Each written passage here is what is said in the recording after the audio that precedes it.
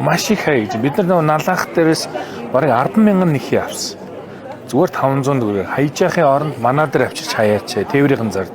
Тэгмүү тэн дээр нь хяргаж үзүүлээд өдөрт 2,000 нэхий хяргаад тэр чинь нэг нэхийнээс ойролцоогоор 1.3 кг ноос гарч байгаа. Энэ ноосыг бид нар бордоонд ашиглаж болно. Монголд 30 сая хойно.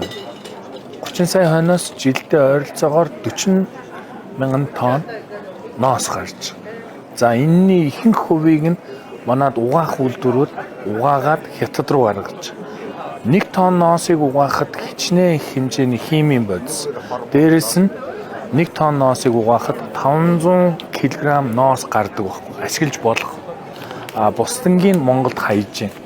Тэгэхээр манай энэ ноос нь бордоо бол 1 тонн ноосноос 950 кг бордоо гарч. Тэгэхээр бид нар бол 100% ноосыг ашиглаж байгаа. Одоо тэр тусмаа ноосондоос одоо хэвлийн хэсэг буюу одоо туурайны хэсгүүд дандаа хайж шатаадаг малчид. Одоо хотонд унсан ноос байна. Түүгээ шатаадаг тийм ээ. Тэгээ эднэрийг шигшээд биднэрт аваад ирэхэд бид нар байнгын авч худалдаж авч. Хэрвээ зарим хүлэмжийн аж ахуй эрхлэлдэг хүмүүсийн хөрс бүр дороотдаг. Яг тэгэхээр олон жил хөрсөндөө тариална хийдэг хөрсөө манайхан ч одоо бол нэг уламжлалт арга бол бууцаар хийж. Тэр нь тийм үр дүн байхгүй. Тэгэхэд манайх хөрсийг ирүүлжүүлэхийн тулд 1 м квадратад 150 г носон бордоо орж. Эннээс 150 г. Энэ 450 г-аар савлцсан. Энэ болохоор одоо жишээ нь 3 м квадратын хөрсийг ирүүлжүүлж. Одоо жишээ нь модон дээр ярив. 1.50-аас доош модон дээр 250 г бордоо хийгээд бүтэн жилийнх нь хэрэглээг өгнө. Дээрээс нь усалгааг 20-30% багасгаж. Одоо бид нар мод тарина гэж байгаа тийм. Мод тарихад бидний хамгийн гол проблем юу вэ нөхөр ус зөөж авч услах.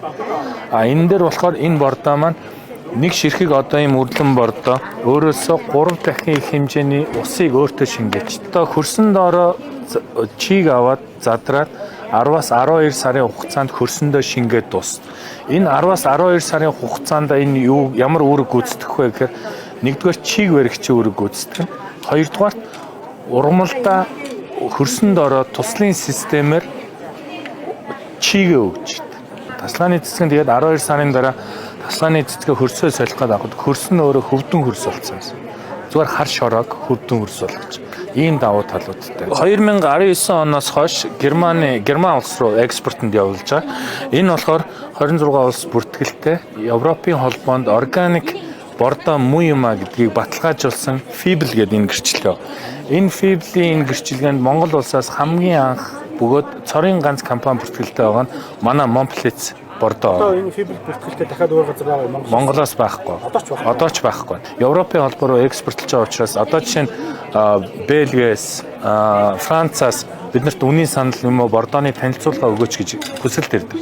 Тэгээд бид нар эхний ээлжинд танилцуулга явахдаа бид нар энэ FIBL бүртгэлтэй гэх юм бол нөгөө нөхдүүд бол өөр ярих юм байхгүй. За үнэ ярь. Энэ бүртгэлтэй бордоо бол одоо бүх улс Европын холбоонд хүлээн зөвшөөрөгдсөн байна гэсэн. За энэ болохоор Omrai гэдэг Америк, Мексик, Канадад хүчин төгөлдөр органик бордоо мөн гэдгийг баталгаажуулсан юм бүтээгдэхүүн. Одоо бид нар 22 оноос эхлэн Америк руу эхнийхээ 18 тонныг гаргацсан байгаа. Одоо Amazon дээр зарагдаж байна манай бордоо. Тохирлын гэрчлэгээ Монгол улсад хүчин төгөлдөр үйлчилдэг. Одоо энэ бордоо ямар технологиор яаж хийж байгаа гэдгийг энэ гэрчлэгээ байгаа. Тохирлын гэрчлэгээ байгаа. Монголын. Бид нар бас саяхан үйлдвэр дээр үйлдвэрийнхаа ISO стандартыг авсан байгаа. ISO стандарт 45001 9001 гэдэг ийм хоёр ISO гэрчлэгийг авч баталгаажуулсан байна. За ийм гэрчлэгээнүүдээр олон улс бөгөөд дотоодынхаа ийм гэрчлэгээнүүдээр баталгаажаад энэ бордооны бол ингэ явж байгаа.